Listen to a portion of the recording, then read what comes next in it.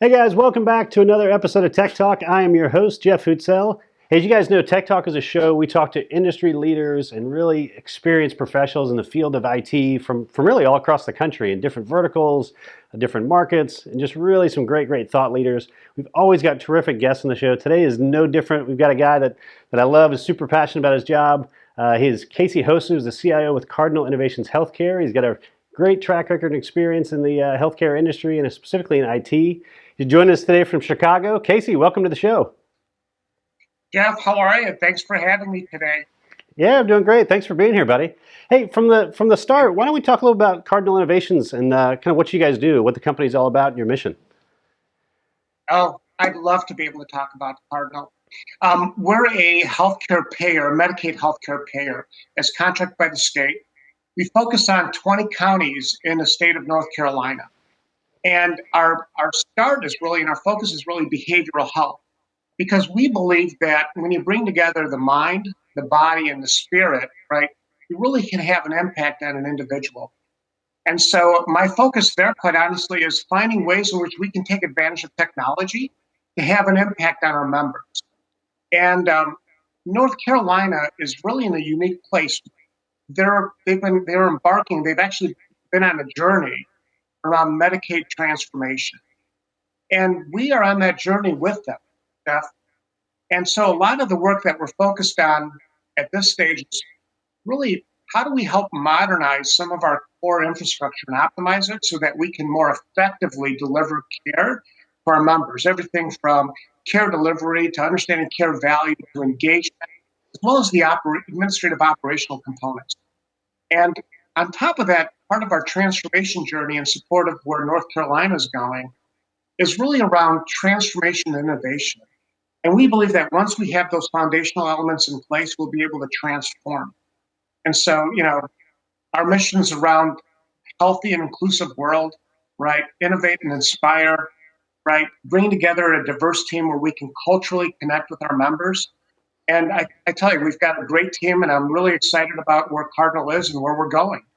Yeah, that's awesome. It's interesting, Casey. I mean, the word transformation obviously has been the buzzword for the last few years now with digital transformation and innovating. And I don't think anybody's going to argue with you that's super important, especially after the past year and what we've seen of the benefits of those that have been really proactive in that space. But you mentioned something earlier that kind of caught my attention is making it easy for individuals that are they're trying to get better healthcare and better service and things like that. I mean, you're seeing that in other industries, right? I mean, everybody talks about Amazon and how simple it is to find what you need and to buy it, and it gets delivered quickly, and returns are easy, and all this stuff has just become very simple and frictionless is a term we hear a lot. Healthcare just strikes me as it's so ripe for that type of transformation where if you could make that process easier for people, I think you'd have such a groundswell of consumers that would be just ecstatic about it because it is so complicated today between the payers and my insurance and the doctors and getting good hair and just what I need to do to take care of myself and my medical records, how I access it. There's a lot of complexity there. So we talked about making a change. I mean, when you look at it as a CIO of what that opportunity is, how do you even go about really getting started in that? What's the best approach, or where are those big opportunities in that space in your mind? Oh boy, that's a great question, Jeff. I think the opportunity is really across the broader segment, right? How do you bring together the providers, the payers, right? The individual members and patients. And then I think life sciences has a role to play in that.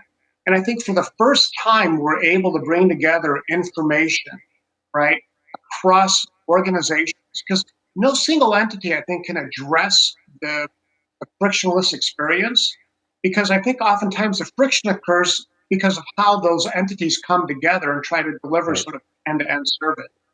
And so technology today can drive that. And I think a lot of that is going to be because we were able to share information, because we're able to now begin to create a longitudinal health record. We can help the practitioners gain insights. We can help use assistive technologies like, some form of AI and looking at that set of data to help create better health outcomes. I think that's where we're going to begin to bring, I'll say it, more of a frictionless environment to our members and to our patients. You're right. Other industries have done it. I was actually in the airline industry when travel agencies were a big deal, right? And we were really excited when we were able to bring together the solutions to help drive and steer people to come directly to an airline and to book their travel. And today, people have kind of gotten really comfortable with that. So I think we can do a lot in the industry to help change, but with that is going to be a journey that our customers and our members need to go through. And part of this is going to be helping them through that journey because, we're humans and we actually like to repeat a lot of our behaviors and we get really comfortable. And so how do we simplify and help folks through that transformation and through that change using, our phones, right? And making that journey easy. Yeah, and it's funny. I know you're kind of the serial optimist, and you're very positive. You always talk about opportunities versus some would say challenges and things like that. So I almost hesitate to ask you this next question. But as you look at it and you talk about that journey and where you're trying to go, what are those couple things that you think will be the biggest obstacles or just challenges, roadblocks, kind of call it whatever you want, to getting there? Where do you see the areas that need to be addressed probably the most in order to get us to where you want to go? Yeah, I mean, I think when you talk to most CIOs and you talk to most leaders, a big part of this is data. And I think, unfortunately, many organizations, and it's regardless of industry, that's really had to address, I'll call it a data governance and cleansing and clarity and making sure that we've got the right data. And I think that's a big part of it. And it's also making sure that we're sharing the right data that we're authorized to share and being able to address that frictionless experience. And I think we're starting to get through some of that. There's been some drivers as a result of broader CMS regulations that are helping us begin to exchange and share some of that information, and will give us the opportunity to innovate on the front, right? The opportunity to begin to create that longitudinal record, the opportunity to put the information in the hands of the individual or the consumer.